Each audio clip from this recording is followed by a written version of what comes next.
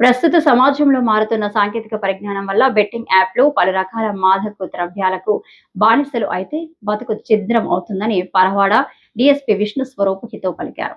Police awareness program for drugs, cyber crimes, road safety అనే అంశంపై సభవరం శ్రీ సీతారామ కళ్యాణ మండపంలో శనివారం సాయంత్రం ఏర్పాటు చేసిన కార్యక్రమంలో ఆయన ముఖ్య అతిథిగా మాట్లాడారు. ఈ సందర్భంగా మాట్లాడుతూ ప్రస్తుత యూత్ పరికరాల బెట్టింగ్ యాప్లను బానిసలై చివరికి ఆత్మహత్య సదృశ్యానికి పాల్పడుతున్నారని గుర్తు చేశారు. ముందు డబ్బు ఎర్రచూపి ఆ తర్వాత మీ దగ్గర ఉన్న డబ్బంతా ఆ బెట్టింగ్ యాప్ ద్వారా కాజేస్తారని, అది తెలుసుకోకపోతే సైబర్ క్రైమ్ కేసులు నమోదు చేసిన ఫలితం ఉండడం లేదని గుర్తు చేశారు. కాబట్టి అలాంటి అలవాట్లకు యూత్ దూరంగా ఉండాలని పేర్కొన్నారు. ఇక ఏజెన్సీకి అతి దగ్గరలో ఉన్న మన సబ్బవరం మీదుగా గంజాయి అక్రమ రవాణా ఇటీవల కాలంలో విపరీతంగా పెరిగినందున దాన్ని అరికట్టేందుకు పోలీస్ శాఖ తీసుకున్న పలు రకాల నేర పరిశోధనల ద్వారా చాలా వరకు అరికట్టగలిగామని డీఎస్పీ విష్ణు స్వరూప్ అన్నారు.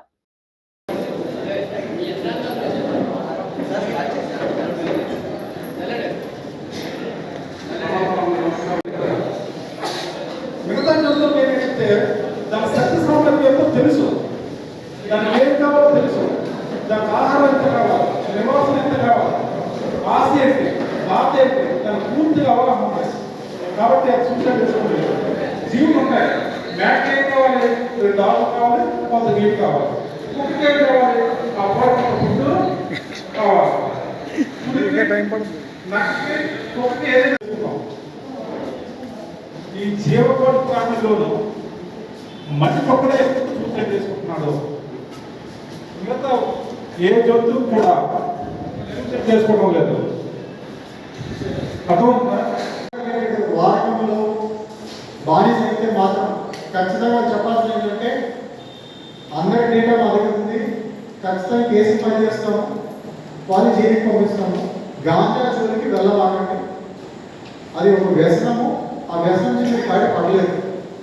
మీరు గుర్తుపెట్టుకోండి, ఇవి నేను చెప్పిన ఏవైతే ఉన్నాయో మోస్ట్లీ 15 సంవత్సరాల దగ్గర నుంచి 40 సంవత్సరాల వరకు ప్రతి ఒక్కరు కూడా ఫేస్ చేసే సమాజంలో ఉండే క్రైమ్స్. అందుకని ఇది మాత్రం టార్గెట్గా చెప్తాను.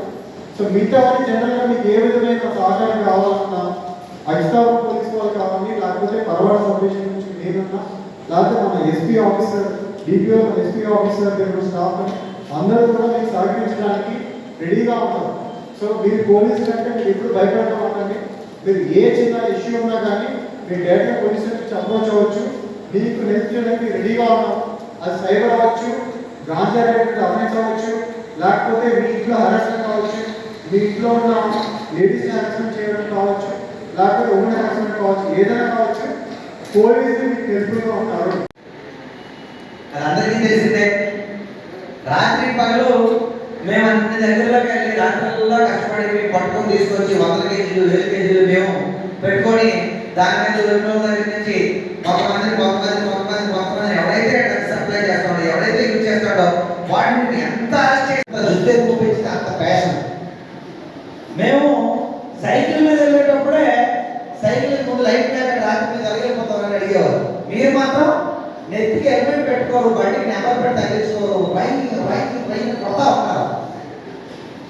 ఏమని అడిగి పట్టుబడి లేకుంటే నిమిషాల్లో రిపేర్ చేస్తుంటారు. దయచేసి ఖచ్చితంగా మాట్లాడి అదంతా